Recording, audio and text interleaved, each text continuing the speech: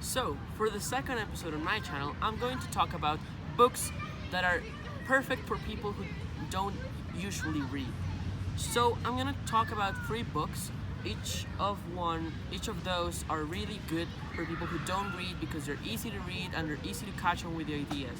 So, the first book I'm going to talk about, it's called Charlie and the Chocolate Factory. You may know it because of the movie, but the book is actually very more interesting and it's really easy to read and easy to understand.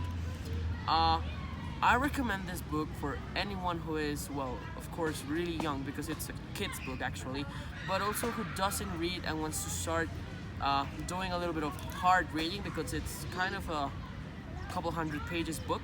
So yeah, that's the first book I would recommend. The second one, it's a book that I read this year and I thought it was really interesting, but also with a really easy book to read. It's called Lord of the Flies by William Golding. And it's a book about kids who get stuck in an island during the Second World War, and they have to deal with each other and they have to become something that they weren't used to.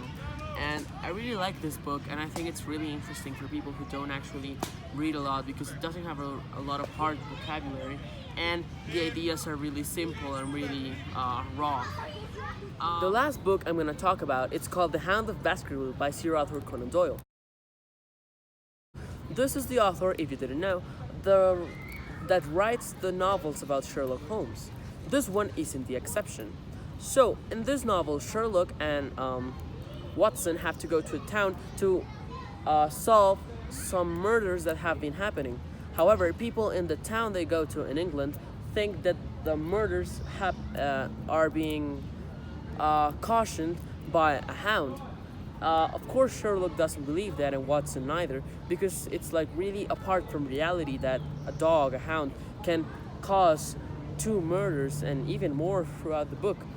But it might be surprising for you because books of Sherlock Holmes have a lot of plot twists and you might find that interesting. It also has really easy vocabulary, and the edition that I read personally had drawings and that made it easier to understand. So that's the end for this video. For the next video, I'll be talking about some books that have really changed history. You might wonder, how can a book change history? They're just really vague things that don't even talk to us, or at least that's what we think. So the next episode I'll be talking about that and more other things. Thank you.